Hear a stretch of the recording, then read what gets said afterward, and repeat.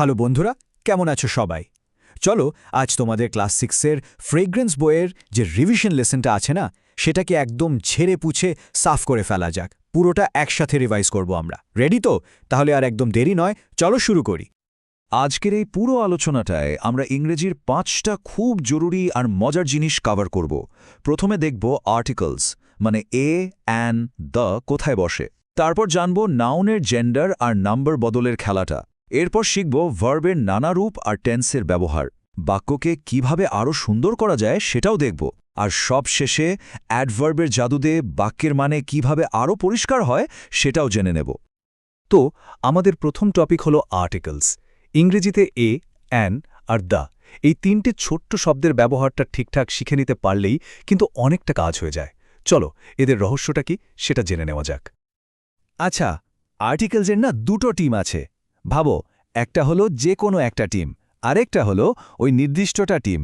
যে কোনো একটা টিমে খেলে এ আর অ্যান, মানে যখন আমরা নির্দিষ্ট করে কিছু বলি না, যেমন ধরো একটা আপেল বা একজন উকিল।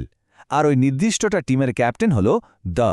যখন আমরা একদম পয়েন্ট করে বলি ওই সূর্যটা বা ওই গরুটা, তখন দ্য মাঠে নামে। চলো অ্যাক্টিভিটি 1-এ আর্টিকেল খুঁজে বের করি। প্রথম বাক্যে দ্য সান, কারণ সূর্য তো পৃথিবীতে একটাই, তাই এটা নির্দিষ্ট। দ্বিতীয় বাক্যে অ্যান অ্যাপল, কারণ অ্যাপলের শুরুটা ভাওয়েল সাউন্ড দিয়ে হচ্ছে। একইভাবে লয়ার আর ট্যাক্সির আগে এ বসেছে, কারণ এদের শুরুটা কনসোনেন্ট সাউন্ড দিয়ে। আবার দ্য কাও বলতে হয়তো কোনো নির্দিষ্ট গরুকে বোঝানো হচ্ছে।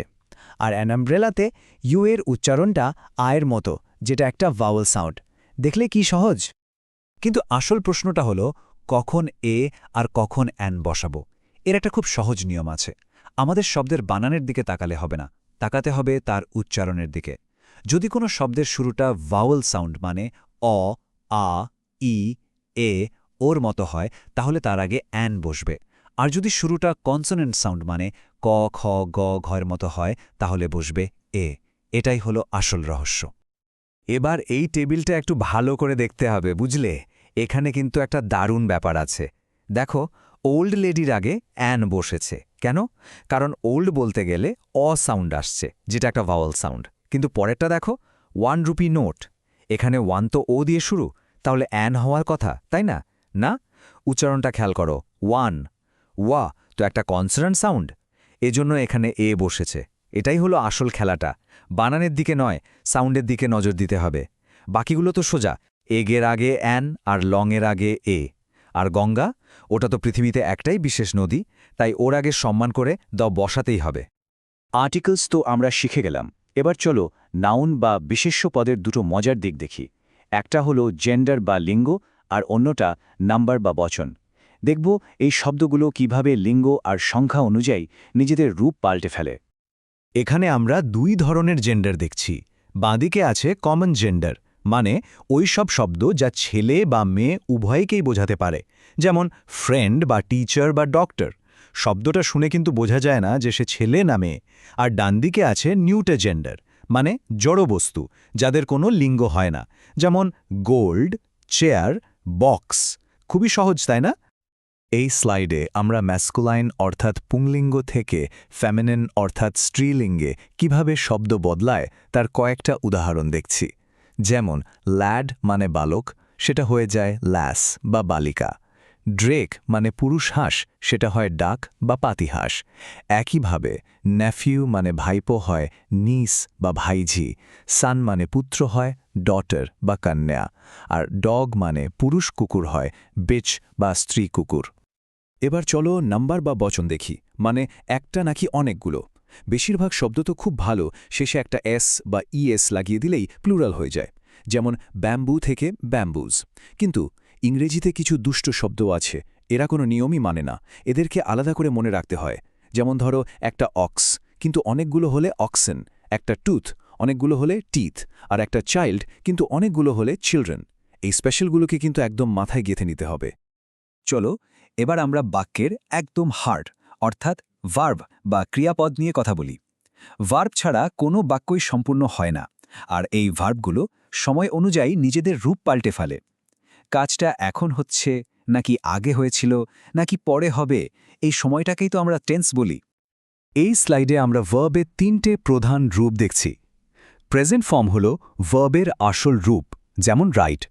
পাস্ট ফর্ম আমরা ব্যবহার করি যখন কাজটা অতীতে হয়ে গেছে বোঝাতে, যেমন রোড। আর পাস্ট পার্টিসিপল ফর্ম যেমন রিটেন আমরা পারফেক্ট টেন্স বা প্যাসিভ ভয়েসে ব্যবহার করি। আপাতত এই রূপগুলো শুধু চিনে রাখো। দেখো কিভাবে সিং হয়ে যায় স্যাং তারপর সাং, বা ব্রেক হয়ে যায় ব্রোক তারপর ব্রোকেন। বাক্যের সঠিক টেন্স ব্যবহার করার জন্য আমাদের গোয়েন্দার মতো কিছু সূত্র বা কিবোর্ড খুঁজতে হয়। যেমন প্রথম বাক্যটাতে দেখো লাস্ট ইয়ার লেখা আছে, মানে কাজটা গত বছর হয়ে গেছে, তাই এখানে পাস্ট টেন্স মানে কমপ্লিটেড বসেছে। আবার পরের বাক্যগুলোতে এভরিডে বা ইন দি ইভিনিং আছে, এগুলো রোজকার অভ্যাস বোঝায়, তাই এখানে প্রেজেন্ট টেন্স ব্যবহার হয়েছে। ড্রিঙ্ক, গোজ, প্লে। শব্দ আর ক্রিয়াপদ তো শিখলাম, কিন্তু সেগুলোকে ঠিকমতো সাজিয়ে একটা সুন্দর বাক্য তৈরি করতে হবে। তো এর জন্য আমাদের দুটো জিনিস জানতে হবে: সঠিক পাংচুয়েশন বা বিরামচিহ্নের ব্যবহার, আর বাক্যের দুটো প্রধান অংশ সাবজেক্ট ও প্রেডিকেট। চলো দেখে নিই। এই লেখাটা একবার পড়ার চেষ্টা করো তো। কেমন যেন সব জট পাকিয়ে যাচ্ছে, তাই না? কোথায় একটা কথা শুরু হচ্ছে আর কোথায় শেষ হচ্ছে বোঝাই যাচ্ছে না, কারণ এখানে কোনো কমা, ফুলস্টপ বা ক্যাপিটাল লেটার কিছুই নেই। পাংচুয়েশন হলো আসলে বাক্যের ট্রাফিক সিগন্যালের মতো, যা আমাদের বলে দেয় কোথায় একটু থামতে হবে আর কোথায় পুরো থামতে হবে। আর এবার দেখো পাংচুয়েশন যোগ করার পর লেখাটা কত পরিষ্কার আর পড়তে কত সোজা হয়ে গেছে। বাক্যের শুরুতে ক্যাপিটাল লেটার, নামের প্রথম অক্ষর যেমন জুন সেটা ক্যাপিটাল, মাঝে ছোট ছোট বিরতির জন্য কমা, আর বাক্য শেষে ফুল স্টপ। এবার মানেটা একদম পরিষ্কার বোঝা যাচ্ছে। প্রত্যেকটা বাক্যের দুটো প্রধান ভাগ থাকে, সাবজেক্ট আর প্রেডিকেট। খুব সহজ করে বললে বাক্যে যে কাজটা করছে বা যার সম্পর্কে কথা বলা হচ্ছে সে হলো সাবজেক্ট, আর সাবজেক্ট কি করছে বা তার সম্পর্কে যা কিছু বলা হচ্ছে সেই বাকি পুরো অংশটাই হলো প্রেডিকেট। যেমন দ্য ট্রি হলো সাবজেক্ট আর ইজ ভেরি বিগ হলো প্রেডিকেট। তবে যখন আমরা কাউকে আদেশ করি, যেমন ওপেন দ্য ডোর, তখন সাবজেক্ট মানে ইউ উজ্জ্ব থাকে, কিন্তু আমরা জানি কাকে বলা হচ্ছে। আমরা আমাদের আলোচনার একদম শেষ পর্বে চলে এসেছি, আর আমাদের শেষ টপিক হলো অ্যাডভার্ব। অ্যাডভার্ব হলো এমন একটা শব্দ যা ভার্বকে আরও বেশি তথ্য দিয়ে সাজিয়ে তোলে। এটা আমাদের বলে দেয় কাজটা কিভাবে, কোথায় বা কখন হচ্ছে। অ্যাডভার্বকে চেনার একটা খুব সহজ উপায় আছে। আমরা ভার্বকে 3টে প্রশ্ন করতে পারি। কাজটা কিভাবে বা হাউ হচ্ছে, এর উত্তরে যা পাবো তা হলো অ্যাডভার্ব অফ ম্যানার। কাজটা কোথায় বা ওয়্যার হচ্ছে, এর উত্তর হলো অ্যাডভার্ব অফ প্লেস। আর কাজটা কখন বা ওয়েন হচ্ছে, এর উত্তর হলো অ্যাডভার্ব অফ টাইম। চলো এবার আমরা ওই প্রশ্নগুলো করে অ্যাডভার্ব খুঁজে বের করি। প্রথম বাক্যে কুকুরটা কিভাবে বসেছিল? উত্তর লেজিলি মানে অলসভাবে, তাহলে এটা হলো অ্যাডভার্ব অফ ম্যানার। দ্বিতীয় বাক্যে আনিশা কোথায় দাঁড়িয়ে আছে? উত্তর আউটসাইড মানে বাইরে, এটা হলো অ্যাডভার্ব অফ প্লেস। তৃতীয় বাক্যে আমি কখন দাদু দিদার বাড়ি যাই? উত্তর অফেন মানে প্রায়শই, এটা হলো অ্যাডভার্ব অফ টাইম। দেখলে প্রশ্ন করলেই উত্তর পাওয়া যায়। তাহলে এই ছিল আমাদের আজকের রিভিশন লেসন। আমরা আর্টিকেলস থেকে অ্যাডভার্বস পর্যন্ত পুরো গ্রামারের একটা দারুণ সফর করলাম, কিন্তু আসল কাজটা শুরু হবে এখন। এই যে নিয়মগুলো আমরা শিখলাম, এগুলোকে কিন্তু ফেলে রাখলে চলবে না। রোজ একটু একটু করে প্র্যাকটিস করতে হবে। যত প্র্যাকটিস করবে দেখবে ইংরেজিটা তত জলের মতো সোজা হয়ে যাচ্ছে। কারণ কথাটা একদম সত্যি, প্র্যাকটিস মেক্স প্রোগ্রেস। চর্চা করলে উন্নতি হবেই হবে। আবার দেখা হবে পরের কোনো টপিক নিয়ে। ততক্ষণ প্র্যাকটিস করতে থাকো।